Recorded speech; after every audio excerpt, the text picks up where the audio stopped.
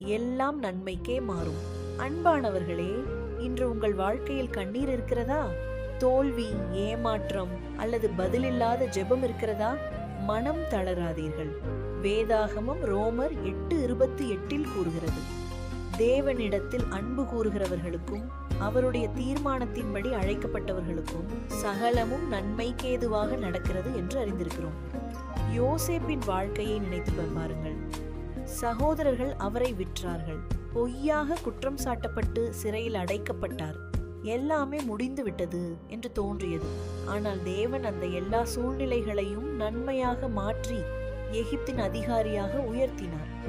ஒருவேளை இன்று உங்கள் வாழ்க்கையிலும் சில காரியங்கள் புரியாமல் இருக்கலாம். ஆனால் தேவன் இன்னும் செயல்பட்டு கொண்டிருக்கிறார். இன்று உங்கள் கண்ணீராக இருப்பது நாளை உங்கள் சாட்சியாக மாறும். ஆகையால் விசுவாசத்தை இழந்து விடாதீர்கள். தேவனை பற்றி கொள்ளுங்கள்.